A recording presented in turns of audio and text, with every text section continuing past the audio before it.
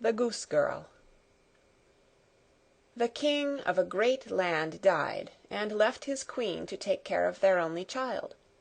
This child was a daughter, who was very beautiful, and her mother loved her dearly and was very kind to her. And there was a good fairy, too, who was fond of the princess, and helped her mother to watch over her. When she grew up, she was betrothed to a prince who lived a great way off, and as the time drew near for her to be married, she got ready to set off on her journey to his country. Then the queen her mother packed up a great many costly things, jewels and gold and silver, trinkets, fine dresses, and in short everything that became a royal bride. And she gave her a waiting maid to ride with her, and give her into the bridegroom's hands, and each had a horse for the journey. Now the princess's horse was the fairy's gift, and it was called Falada, and could speak. When the time came for them to set out, the fairy went into her bedchamber, and took a little knife, and cut off a lock of her hair, and gave it to the princess, and said, "Take care of it, dear child, for it is a charm that may be of use to you on the road." Then they all took a sorrowful leave of the princess, and she put the lock of hair into her bosom, got upon her horse, and set off on her journey to her bridegroom's kingdom. One day, as they were riding along by a brook, the princess began to feel very thirsty, and she said to her maid, "Pray get down and fetch me some water in my golden cup out of yonder brook, for I want to drink." "Nay," said the maid, "if you are thirsty, get off yourself, and stoop down by the water and drink. I shall not be your waiting maid any longer." Then she was so thirsty that she got down and knelt over the little brook and drank, for she was frightened, and dared not bring out her golden cup, and she wept and said, "Alas, what will become of me?" And the lock answered her and said, "Alas, alas, if thy mother knew it, sadly, sadly would she rue it." But the princess was very gentle and meek, so she said nothing to her maid's ill behavior, but got upon her horse again. Then all rode farther on their journey, till the day grew so warm, and the sun so scorching, that the bride began to feel very thirsty again, and at last, when they came to a river, she forgot her maid's rude speech, and said, "Pray get down and fetch me some water to drink in my golden cup." But the maid answered her, and even spoke more haughtily than before, "Drink if you will, but I shall not be your waiting maid." Then the princess was so thirsty that she got off her horse and lay down, and held her head over the running stream, and cried and said, "What will become of me?"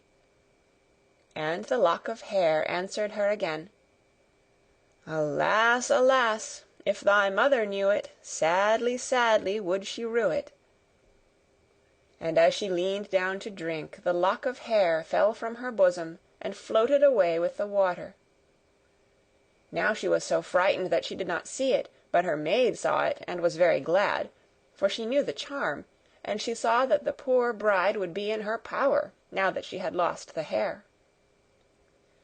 So when the bride had done drinking, and would have got upon Falada again, the maid said, "I shall ride upon Falada, and you may have my horse instead."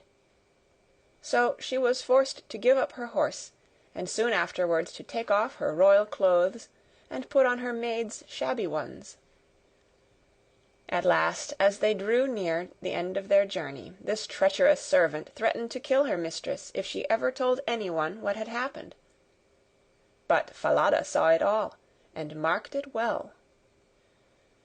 Then the waiting maid got upon Falada, and the real bride rode upon the other horse, and they went on in this way till at last they came to the royal court.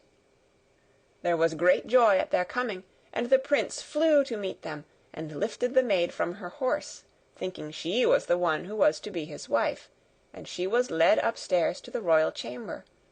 But the true princess was told to stay in the court below. Now the old king happened just then to have nothing else to do, so he amused himself by sitting at his kitchen window, looking at what was going on, and he saw her in the courtyard.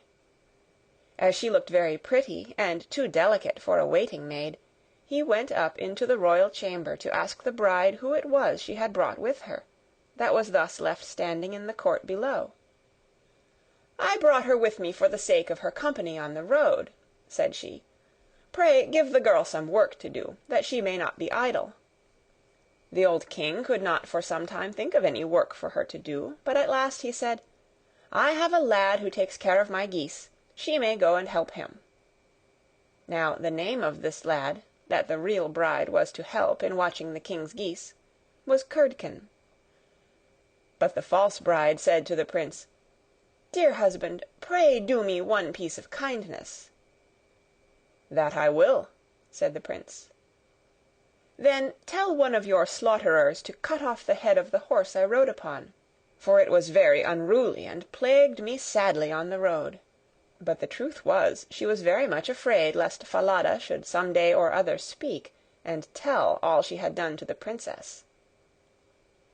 She carried her point, and the faithful Falada was killed, but when the true princess heard of it she wept, and begged the man to nail up Falada's head against a large dark gate of the city, through which she had to pass every morning and evening, that there she might still see him sometimes. Then the slaughterer said he would do as she wished, and cut off the head, and nailed it up under the dark gate. Early the next morning, as she and Curdken went out through the gate, she said sorrowfully, "Falada, Falada, there thou hangest." And the head answered, "Bride, bride, there thou gangest. Alas, alas, if thy mother knew it, sadly, sadly would she rue it."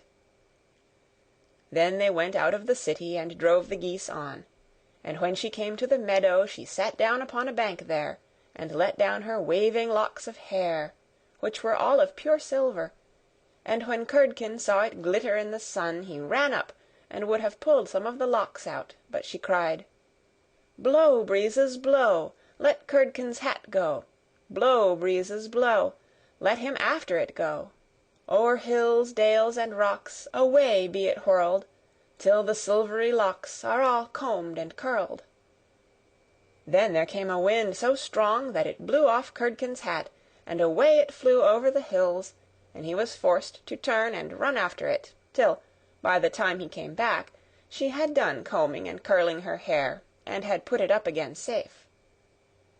Then he was very angry and sulky, and would not speak to her at all, but they watched the geese until it grew dark in the evening, and then drove them homewards. The next morning, as they were going through the dark gate, the poor girl looked up at Falada's head and cried, "Falada, Falada, there thou hangest." And the head answered, "Bride, bride, there thou gangest. Alas, alas, if thy mother knew it, sadly, sadly would she rue it." Then she drove on the geese, and sat down in the meadow and began to comb out her hair as before, and Curdken ran up to her and wanted to take hold of it, but she cried out quickly, "Blow, breezes, blow, let Curdken's hat go. Blow, breezes, blow, let him after it go. O'er hills, dales, and rocks, away be it whirled, till the silvery locks are all combed and curled." Then the wind came and blew away his hat, and off it flew a great way, over the hills and far away, so that he had to run after it, and when he came back she had bound up her hair again, and all was safe. So they watched the geese till it grew dark. In the evening, after they came home, Curdken went to the old king and said, "I cannot have that strange girl to help me to keep the geese any longer." "Why?" said the king. "Because, instead of doing any good, she does nothing but tease me all day long." Then the king made him tell what had happened, and Curdken said, "When we go in the morning through the dark gate with our flock of geese, she cries and talks with the head of a horse that hangs upon the wall, and says, 'Falada, Falada, there thou hangest,' and the head answers, 'Bride, bride, there thou gangest. Alas, alas, if thy mother knew it, sadly, sadly would she rue it.'" And Curdken went on telling the king what had happened upon the meadow where the geese fed, how his hat was blown away, and how he was forced to run after it, and to leave his flock of geese to themselves. But the old king told the boy to go out again the next day, and when morning came, he placed himself behind the dark gate, and heard how she spoke to Falada, and how Falada answered. Then he went into the field, and hid himself in a bush by the meadow's side, and he soon saw with his own eyes how they drove the flock of geese, and how, after a little time, she let down her hair that glittered in the sun. And then he heard her say, "Blow, breezes, blow, let Curdken's hat go. Blow, breezes, blow, let him after it go. O'er hills, dales, and rocks, away be it whirled, till the silvery locks are all combed and curled." And soon came a gale of wind, and carried away Curdken's hat, and away went Curdken after it, while the girl went on combing and curling her hair. All this the old king saw, so he went home without being seen, and when the little goose-girl came back in the evening, he called her aside, and asked her why she did so. But she burst into tears, and said, "That I must not tell you or any man, or I shall lose my life." But the old king begged so hard that she had no peace till she had told him all the tale, from beginning to end, word for word. And it was very lucky for her that she did so, for when she had done, the king ordered royal clothes to be put upon her, and gazed on her with wonder, she was so beautiful. Then he called his son and told him that he had only a false bride, for that she was merely a waiting maid, while the true bride stood by. And the young king rejoiced when he saw her beauty, and heard how meek and patient she had been, and without saying anything to the false bride, the king ordered a great feast to be got ready for all his court. The bridegroom sat at the top, with the false princess on one side, and the true one on the other, but nobody knew her again, for her beauty was quite dazzling to their eyes, and she did not seem at all like the little goose-girl, now that she had her brilliant dress on. When they had eaten and drank, and were very merry, the old king said he would tell them a tale. So he began, and told all the story of the princess, as if it was one that he had once heard, and he asked the true waiting-maid what she thought ought to be done to anyone who would behave thus. "Nothing better," said this false bride, "than that she should be thrown into a cask, stuck round with sharp nails, and that 2 white horses should be put to it, and should drag it from street to street till she was dead." "Thou art she," said the old king, "and as thou hast judged thyself, so shall it be done to thee." And the young king was then married to his true wife, and they reigned over the kingdom in peace and happiness all their lives, and the good fairy came to see them, and restored the faithful Falada to life again.